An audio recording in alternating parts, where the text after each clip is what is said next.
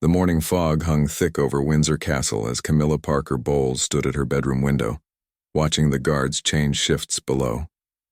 Her hands trembled slightly as she gripped the silk curtains, knowing this might be the last time she would witness this centuries-old ritual from inside these walls. The weight of her decision pressed heavily on her chest, making each breath feel labored and uncertain. 3 months had passed since the explosive argument with Charles that changed everything between them. What started as a simple disagreement about public appearances had escalated into something far more damaging. The words they exchanged that night still echoed in her mind, cutting deeper each time she remembered them. Charles had questioned her commitment to the crown, suggesting she was more interested in the privileges than the responsibilities. The accusation stung because part of her wondered if it might be true. The relentless media scrutiny had intensified beyond anything she had experienced before. Photographers followed her every move, analyzing her facial expressions and body language for signs of trouble in the royal marriage. Tabloid headlines speculated about her relationship with Charles, often painting her as the outsider who never quite belonged. The constant pressure to maintain a perfect public image while dealing with private turmoil had become unbearable. Her relationship with William and Harry remained complicated, despite years of trying to build bridges. While they maintained polite interactions in public, she could sense their reservation during family gatherings. The shadow of Diana still loomed large, and Camilla often felt like she was competing with a memory she could never overcome. Every public appearance was scrutinized through the lens of comparison, leaving her feeling inadequate and unwelcome. The isolation within the palace walls had grown suffocating. Staff members treated her with professional courtesy, but lacked the warmth she craved. Even longtime friends seemed different when they visited, more formal and guarded in their conversations. The loneliness was crushing, especially during the long evenings when Charles was away on official duties and she found herself wandering the empty corridors alone. Financial independence had always been important to Camilla, but royal life had stripped away much of her autonomy. Every decision required approval, every expense was monitored, and her personal choices were subject to scrutiny from multiple advisors. The golden cage, though luxurious, felt more confining with each passing day. She yearned for the freedom to make spontaneous decisions without considering the constitutional implications. The breaking point came during a private family dinner when Charles made an offhand comment about her inability to adapt to royal expectations. The conversation fell silent, and she excused herself from the table, her composure cracking for the first time in months. Later that evening, she called her sister Annabelle, speaking in hushed tones about her growing desire to leave everything behind and start fresh somewhere far from the spotlight. That night, she began researching properties in remote locations, places where she could disappear and live anonymously. The idea of returning to her previous life seemed impossible, but the thought of creating an entirely new identity in a different country felt liberating. She imagined quiet mornings without photographers, simple conversations without hidden meanings, and the freedom to express her true feelings without diplomatic consequences. Her personal assistant noticed the subtle changes in her behavior, the way she lingered over travel brochures and spent hours staring out windows with a distant expression. Camilla had always been good at hiding her emotions, but the stress was beginning to show in small ways that only those closest to her could detect. Sleep became elusive, and her appetite diminished as the weight of her decision consumed her thoughts. The final catalyst was a particularly harsh editorial in a prominent newspaper, questioning her value to the monarchy and suggesting she was a burden rather than an asset. The article, though not unusual in its criticism, somehow felt different this time. It represented everything she had been feeling about herself, all her insecurities laid bare for public consumption. That evening, she made the decision that would change everything. She began planning her departure with the same careful attention to detail she had once applied to royal engagements. Every aspect needed to be considered, from logistics to emotional preparation. The irony wasn't lost on her that escaping the most watched family in the world would require the same strategic thinking that royal life had taught her. Her plan would need to be flawless because there would be no second chance if she was discovered before reaching her destination. The planning phase consumed Camilla's thoughts for weeks as she carefully crafted her escape strategy. She knew the palace security systems intimately after years of living within their protection, understanding shift patterns and blind spots that most residents never noticed. Her daily walks through the gardens became reconnaissance missions, noting which areas offered the best coverage from surveillance cameras and where staff members were least likely to patrol. She began transferring small amounts of money to offshore accounts, using her knowledge of financial procedures gained from her previous life and business. Each transaction was carefully timed and structured to avoid triggering automatic alerts that might draw attention from palace financial advisors. The process required patience and careful planning, as rushing would certainly raise red flags with the staff responsible for monitoring royal finances. Creating a new identity required resources she had never needed before. Through discreet inquiries with old contacts from her pre-royal days, she managed to obtain documents that would allow her to travel under an assumed name. The process felt surreal, like something from a spy novel rather than her actual life.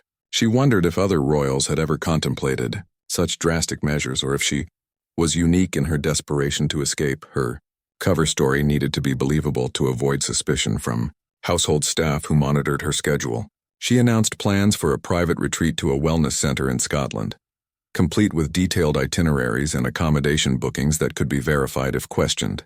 The retreat provided the perfect excuse for a few days of isolation where her absence wouldn't immediately raise alarms. The emotional weight of leaving Charles behind created unexpected complications in her planning. Despite their recent difficulties, she still felt deep affection for him and recognized that her departure would create a constitutional crisis. The monarchy would face intense scrutiny about their marriage, and Charles would bear the brunt of public speculation about what drove her away. Her conscience struggled with the knowledge that her personal freedom would come at such a high cost to someone she once loved deeply. Packing presented unique challenges since everything needed to appear normal while containing the essentials for starting a new life. She carefully selected items that held sentimental value, but wouldn't be immediately missed from her rooms. Jewelry pieces that could be easily converted to cash were hidden among everyday accessories, while important documents were concealed within the pages of books she regularly carried. Her destination required careful consideration of both practical and emotional factors. The location needed to offer anonymity, while providing the creature comforts she had grown accustomed to during her years in the spotlight. After extensive research, she settled on a small coastal town in New Zealand where she could purchase property quietly and live comfortably, without attracting attention from international media. The timing of her departure was crucial, coordinated with Charles's planned trip to Canada for a series of official engagements. His absence would provide additional hours before anyone realized she hadn't simply retreated to private quarters, as she often did during stressful periods. The palace staff was accustomed to her occasional need for solitude and wouldn't think to check on her immediately. Communication with the outside world needed to be completely severed to avoid tracking through electronic devices. She purchased a basic mobile phone using cash and registered it under her false identity, ensuring that no connections could be traced back to her royal associations. All her existing devices would be left behind, creating a clean break from her previous digital footprint. The night before her planned departure, Camilla sat in her private sitting room, writing farewell letters to the few people who had shown her genuine kindness during her time as a royal. She crafted each message carefully, expressing gratitude while avoiding specific details about her intentions. The letters would be discovered after she was safely away, providing some closure for relationships that meant more to her than most people realized. Sleep eluded her completely as she mentally rehearsed every step of her escape plan. Each detail had been considered and reconsidered, but the fear of discovery created anxiety that made rest impossible.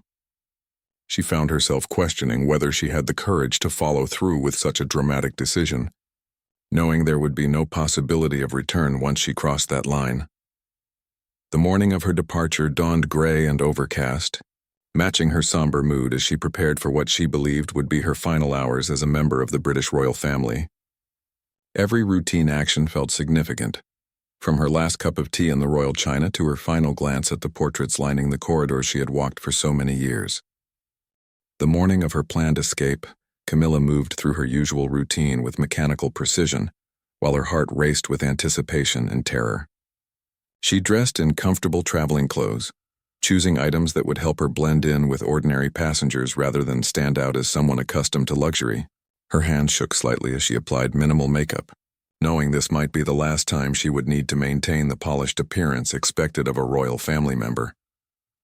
Her bags were packed strategically, with the most important items hidden in compartments that wouldn't be immediately obvious during a casual inspection. Cash in various currencies was distributed throughout different pockets and hidden sections, along with the new identification documents that would become her lifeline to freedom.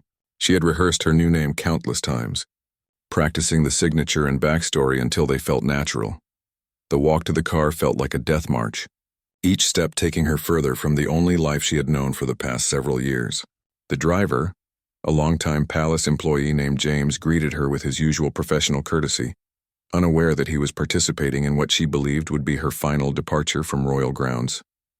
She settled into the back seat, forcing herself to appear calm while her mind raced through last-minute doubts about her decision. During the drive to Heathrow Airport, Camilla stared out the window at the London streets, memorizing details she might never see again. The familiar landmarks took on new significance as she realized she was saying goodbye to an entire chapter of her life. Part of her wanted to tell James to turn around, to forget this crazy plan and return to the safety and predictability of royal routine. But the stronger part of her knew there was no going back to the way things were. Airport security posed the first real test of her escape plan. She had chosen a commercial flight rather than private transportation, to avoid the scrutiny that typically accompanied royal travel. Standing in the check-in queue among ordinary travelers felt both liberating and terrifying, as she realized how exposed she was. Without the usual protection of palace security and diplomatic immunity, the security checkpoint required her to present the false identification documents for the first time to official personnel. Her mouth felt dry as she handed over the passport, trying to appear nonchalant while her pulse hammered in her ears. The security officer glanced between her face and the photo, and for a moment she was certain her deception had been discovered. After what felt like an eternity, he stamped the document and waved her through. Finding her gate in the busy terminal, Camilla kept her head down and avoided eye contact with other passengers while constantly scanning for anyone who might recognize her despite her disguise. Every announcement over the public address system made her jump, fearing her name might be called or that some alert had been issued about her disappearance. The waiting area felt exposed and dangerous, with security cameras capturing every movement. Boarding the aircraft presented another moment of vulnerability as she handed her ticket to the flight attendant. The woman's professional smile faltered slightly, and Camilla's heart stopped, certain she had been recognized. However, the attendant simply welcomed her aboard and directed her to her seat, apparently noting nothing unusual about another middle-aged passenger traveling alone. Once seated, Camilla tried to appear relaxed while her mind calculated how much time remained before palace staff might realize she wasn't simply resting in her private quarters. The flight to her connection in Dubai would take several hours, hopefully providing enough of a head start to make tracking her more difficult. She had deliberately chosen a route with multiple connections to create confusion about her final destination.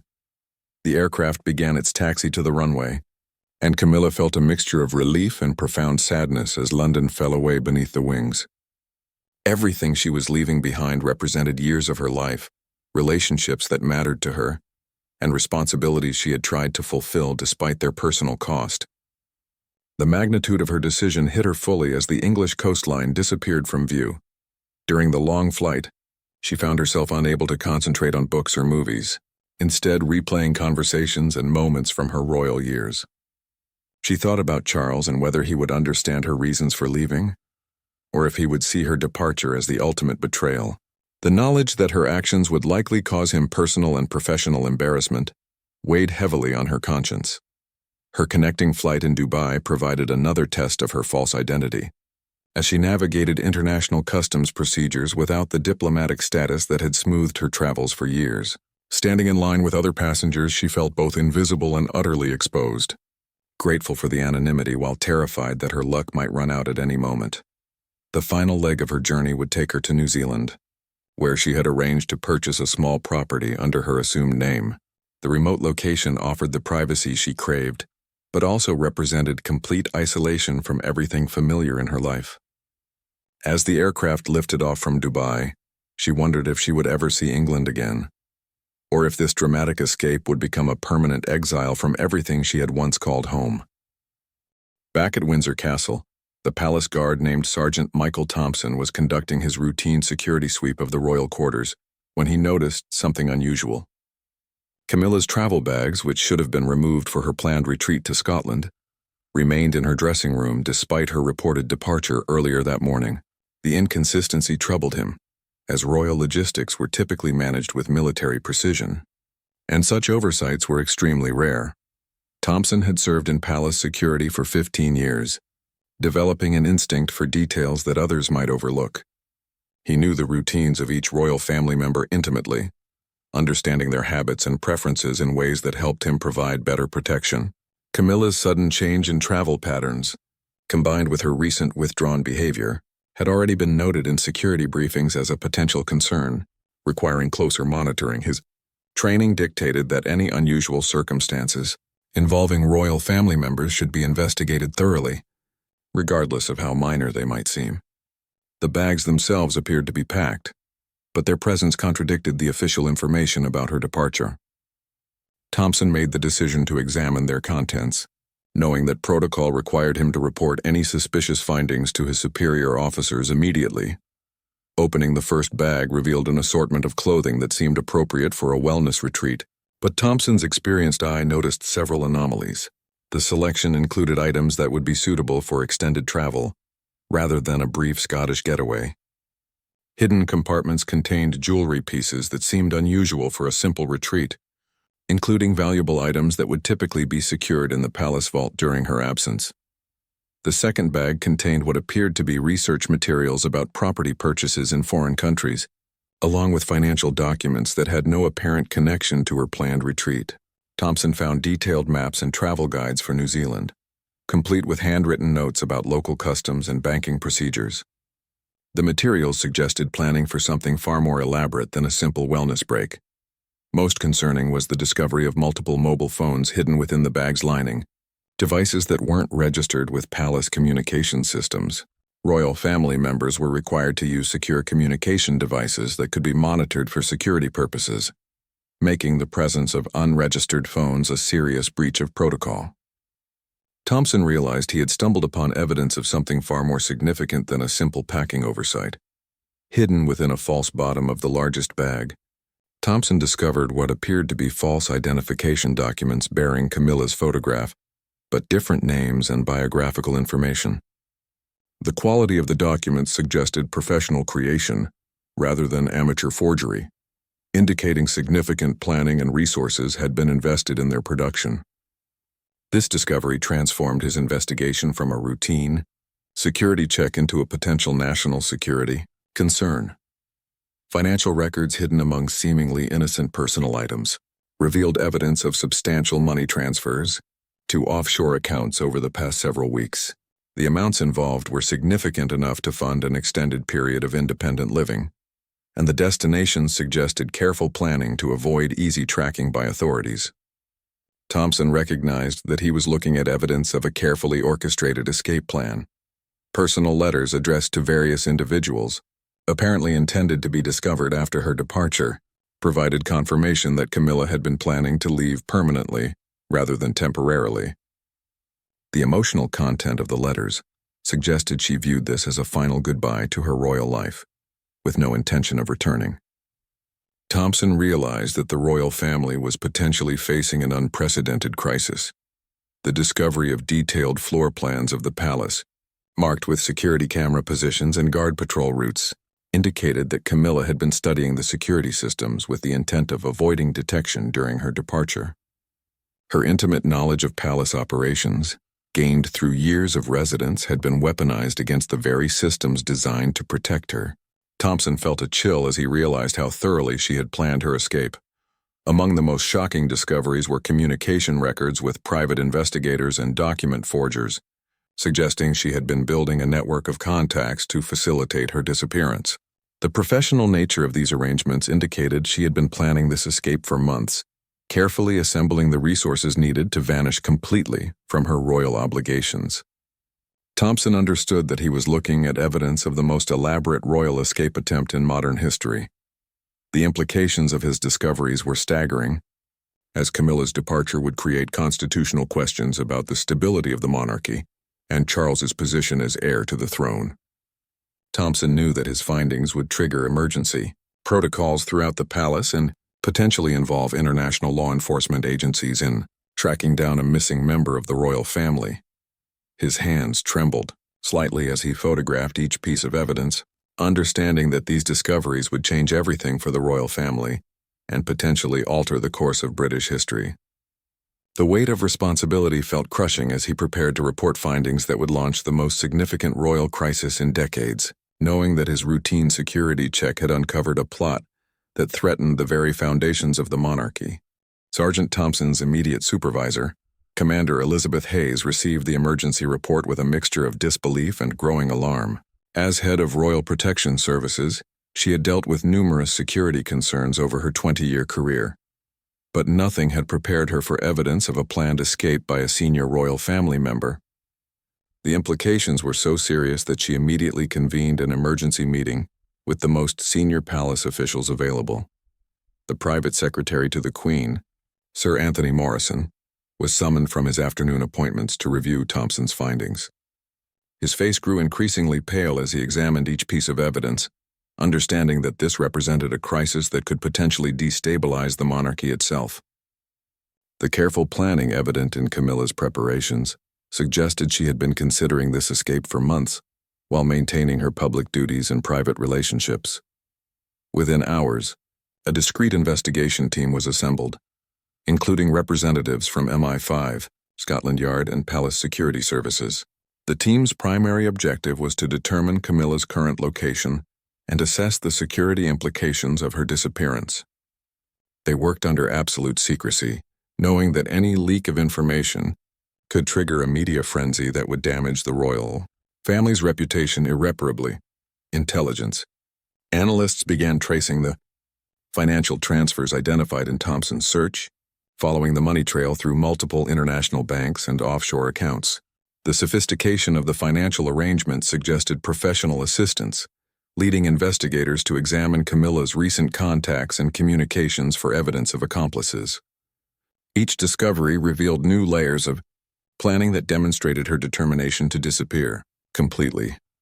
The false identification documents were analyzed by forensic experts who confirmed their professional quality and traced their creation to a network of document forgers with international connections.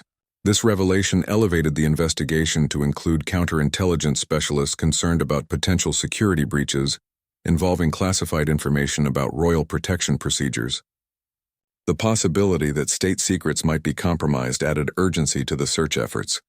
Airport security footage from Heathrow was reviewed frame by frame, revealing Camilla's departure under her false identity, just hours before the investigation began. The discovery that she had successfully navigated airport security using forged documents shocked the investigation team and raised serious questions about vulnerabilities in the systems designed to protect national security. Her ability to escape detection suggested inside knowledge of security procedures. International law enforcement agencies were quietly contacted to assist in tracking Camilla's movements beyond British borders. The investigation revealed she had taken a circuitous route through multiple countries, apparently designed to confuse tracking efforts and provide multiple opportunities to change her appearance and documentation. Each connection point represented another challenge for investigators trying to predict her final destination. Meanwhile, Palace communications staff struggled to maintain the fiction of Camilla's retreat in Scotland, while buying time for the investigation to locate her. Official schedules were quietly adjusted to accommodate her supposed absence, while staff members who might notice inconsistencies were given alternative assignments. The deception required careful coordination to avoid raising suspicions among royal correspondents and other observers. The psychological profile developed by specialists painted a picture of someone who had reached a breaking point after years of accumulating stress and isolation. Her recent behavior, viewed through this new lens, revealed numerous warning signs that had been overlooked or misinterpreted by those around her. The analysis suggested she was unlikely to return voluntarily and would resist attempts to convince her to resume her royal duties. Charles was contacted during his Canadian tour and briefed on the situation through secure communications channels. His initial reaction was reportedly one of shock and personal betrayal, followed by deep concern about the constitutional implications of Camilla's actions.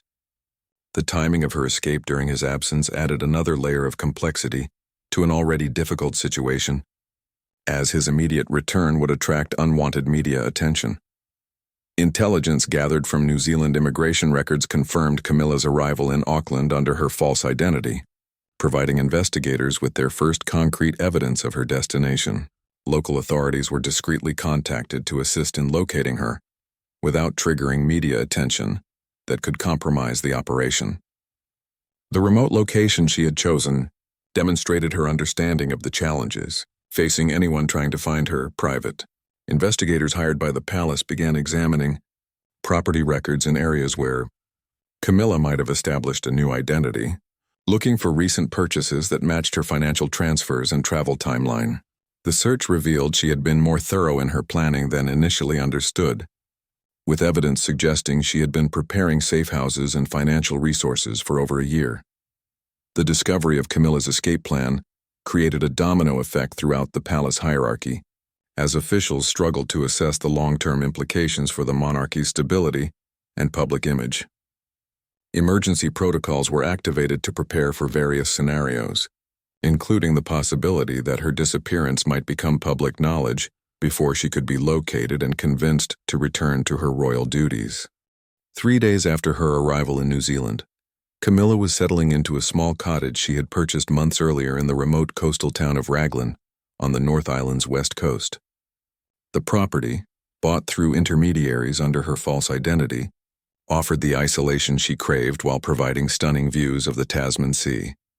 For the first time in years, she woke to complete silence, without the constant pressure of royal obligations weighing on her mind.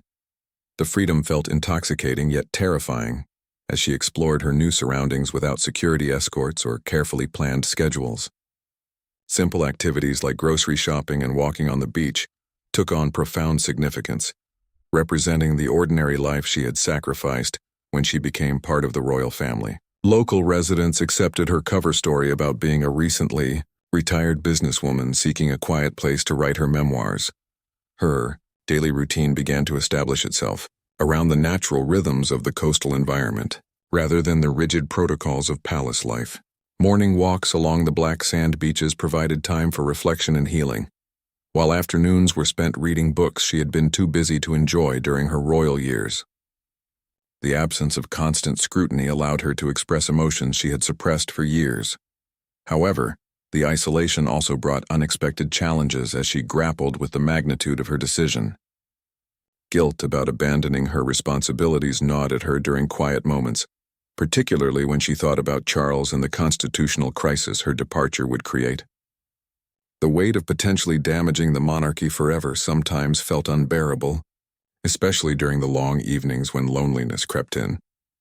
Meanwhile, back in London, the investigation team had narrowed their search to the Raglan area, based on property records and financial transactions. Local authorities were working discreetly with British intelligence services to identify possible locations where Camilla might be hiding. The remote nature of the region made the search challenging, as there were numerous properties where someone could live undetected for months.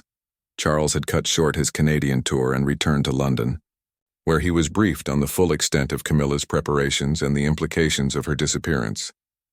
His private anguish was compounded by the knowledge that their personal problems had escalated into a matter of national security. Palace advisors struggled to develop strategies for handling various scenarios, from her voluntary return to the possibility of her permanent exile.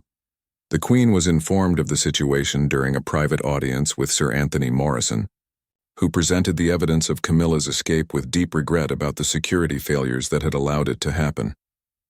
Her Majesty's response was reportedly measured but concerned, focusing on the need to resolve the situation quickly and discreetly to minimize damage to the monarchy's reputation and stability. Media management became a critical concern as palace communications staff worked to maintain the fiction of Camilla's wellness, retreat while preparing for the possibility that her true situation might be discovered by investigative journalists. Contingency plans were developed for various disclosure scenarios, each requiring different approaches. To Damage Control and Public Relations Management International, Diplomatic channels were quietly activated to ensure cooperation from New Zealand. Authorities in locating and approaching Camilla without triggering media attention that could turn the situation into a global scandal. The sensitivity of the matter required careful handling to avoid offending the New Zealand government while securing their assistance in resolving what had become a constitutional crisis. Psychological specialists advised the investigation team on the best approaches for contacting Camilla once she was located, emphasizing the need for empathy and understanding rather than demands or threats. Her mental state was considered fragile, and any heavy-handed approach might drive her deeper into hiding or cause her to make public statements that could damage the monarchy irreparably. Camilla's new neighbors in Raglan began to notice subtle inconsistencies in her cover story, particularly her lack of familiarity with seemingly basic aspects of her supposed background. While most accepted her explanations without question, a few observant residents began to wonder about the mysterious woman who had arrived with expensive belongings but claimed to be living on a modest pension. The breakthrough in the investigation came when financial surveillance detected Camilla's use of one of her new credit cards at a local grocery store in Raglan. The transaction provided confirmation of her location and triggered the final phase of the operation to approach her. A small team of specialists was dispatched to New Zealand with instructions to make contact discreetly and assess her willingness to return voluntarily. As the investigation team prepared for their approach, Camilla was beginning to question whether her escape had truly provided the peace she sought. The isolation that initially felt liberating was becoming oppressive, and she found herself missing aspects of her former life that she hadn't expected to value. The approaching confrontation with her past was inevitable, and she sensed that her brief taste of freedom was about to come to an end. The confrontation came on a misty Thursday morning as Camilla was tending to the small garden behind her cottage. She looked up from the vegetable patch she had been nurturing to see two well-dressed figures approaching along the gravel path. Even before they spoke, she knew her time of freedom had ended. The way they carried themselves, the careful politeness in their approach, and the underlying authority in their bearing immediately identified them as representatives of the world she had tried to escape. Detective Inspector Sarah Collins, a specialist in sensitive diplomatic cases, introduced herself and her colleague with quiet professionalism. Their manner was respectful but firm, acknowledging both her royal status and the seriousness of the situation her disappearance had created.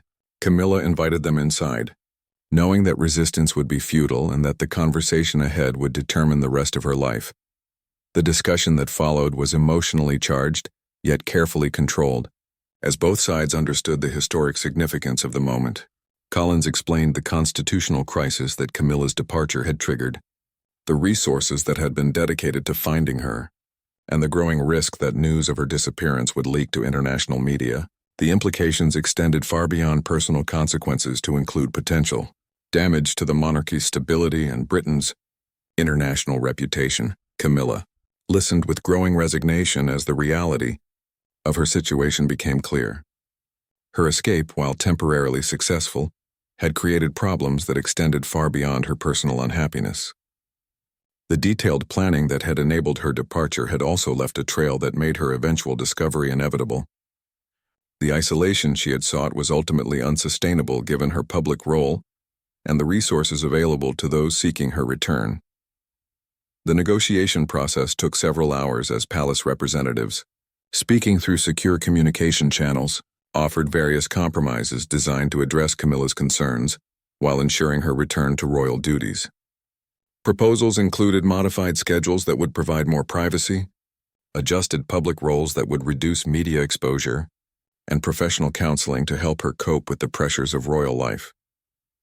Charles participated in the discussions through encrypted video calls, his pain and confusion evident despite the technological barriers. Their conversation was deeply personal, yet constrained by the presence of officials and the knowledge that their words might be recorded for security purposes. He expressed his willingness to work on their relationship problems while emphasizing the impossibility of her remaining in exile given the constitutional implications. The emotional climax came when Camilla broke down completely, releasing years of suppressed frustration and loneliness that had driven her to such desperate measures. Her tears represented not just personal anguish but the crushing weight of expectations and responsibilities that had gradually eroded her sense of individual identity. The officials present maintained professional composure while recognizing they were witnessing the human cost of royal service. Practical arrangements for her return required careful coordination to maintain secrecy and minimize potential embarrassment for all parties involved. A cover story was developed to explain her extended absence, involving a private medical retreat that would account for the time away and provide justification for any subsequent changes in her public schedule or behavior. The journey back to England felt like a funeral procession. Despite the luxury accommodations provided for her travel, Camilla stared out the aircraft windows, watching New Zealand disappear below, knowing she was returning to a life that would be forever changed by her failed escape attempt. The brief taste of freedom would now serve as a constant reminder of what she had sacrificed for royal duty. Upon her return to Windsor Castle, Camilla faced a royal family that was struggling to understand her actions while managing the ongoing crisis her departure had created. Private conversations with senior family members were difficult and emotional, as everyone grappled with the implications of her near-permanent departure from royal life. Trust had been damaged in ways that would take years to repair. The official resolution involved Camilla's return to modified royal duties, accompanied by significant changes designed to address the underlying issues that had driven her to escape. New protocols were established for monitoring the emotional well-being of royal family members, and additional support systems were put in place to prevent similar crises in the future. Months later, as Camilla resumed her public appearances with carefully managed schedules and increased privacy protections, she often thought about her cottage in Raglan and the peaceful mornings she had spent walking on the black sand beaches. The experience had changed her fundamentally, providing perspective on both the value of her royal responsibilities and the personal cost of fulfilling them. She carried the memory of those few days of freedom as both a source of strength and a reminder of the complex balance between personal desires and public duty that defined her life as a member of the British royal family.